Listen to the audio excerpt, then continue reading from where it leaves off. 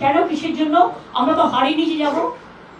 হারলে আমি যদি শপথ দিতে যেতাম তাহলে আমি রেজিগনেশনটা করতাম। এখন তো কোয়েশ্চেন ডাজন্ট অ্যারাইজ।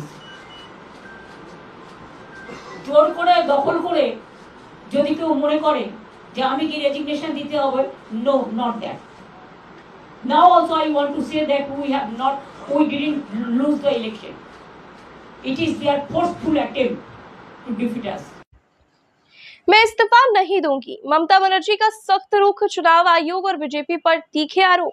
मैं सानिया और आप देख रहे हैं MTN न्यूज। पश्चिम बंगाल की मुख्यमंत्री ममता बनर्जी ने कोलकाता में प्रेस कॉन्फ्रेंस कर बड़ा राजनीतिक संदेश दिया है। उन्होंने साफ कहा कि वे मुख्यमंत्री पद से इस्तीफा नहीं देंगी, क्योंकि उनकी हार जनादेश से नहीं बल्कि साजिश के तहत हुई है। ममता ने कहा कि वे राजभवन नहीं जाएंगी और नैतिक रूप से उनकी पार्टी ही चुनाव जीती है। ममता बनर्जी ने चुनाव आयोग पर सीधा हमला बोलते हुए उसे असली विलन बताया है और ये आरोप लगाया गया है कि आयोग ने भाजपा के साथ मिलकर के करीब 100 सीटों को प्रभावित किया है। उन्होंने कहा कि काउंटिंग सेंटरों पर कब्जा किया गया है, एजेंट्स और कार्यकर्ताओं के साथ मारपीट की गई है और कई जगहों पर जबरन माहौल बदला गया है।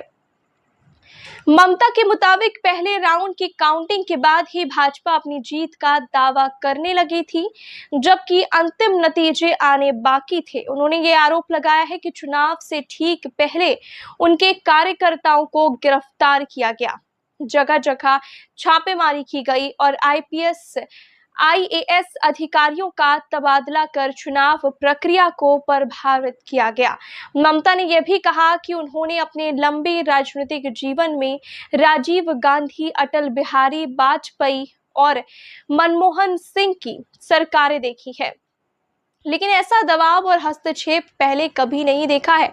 ममता बनर्जी ने कहा कि अब उनके पास कोई पद नहीं है, लेकिन वह आजाद पंछी है और जनता के बीच रह करके संघर्ष करेगी। उन्होंने साफ किया है कि वह सड़कों पर उतरकर लड़ाई लड़ेगी और पार्टी को फिर से खड़ा भी करेंगी। साथ ही इंडिया गठबंधन के नेताओं के समर्थन का भी दावा किया है। उन्होंने ऐलान किया है कि चुनाव आयोग के खिलाफ में कानूनी और राजनीतिक दोनों स्तर पर कदम उठाए जाएंगे। इसके लिए 5 सांसदों समेत 10 सदस्यों की एक फैक्ट फाइंडिंग कमेटी बनाई जाएगी, जो पूरे चुनाव प्रक्रिया की जांच करेगी और रिपोर्ट भी तैयार करेगी। गौरतलब है कि पश्चिम बंगाल विधानसभा चुनाव में भाजपा ने 293 में से 207 सीटें जीत करके पहली बार सरकार बनाने का रास्ता साफ कर लिया है। वहीं TMC 80 सीटों पर सिमट गई है। करीब 15 साल बाद ममता बनर्जी के हाथ से सत्ता निकल गई है, लेकिन ममता ने साफ कर दिया है कि उनकी राजनीतिक लड़ाई अभी खत्म नहीं हुई है, बल्कि एक और लड़ाई की शुरुआत होने जा रही है।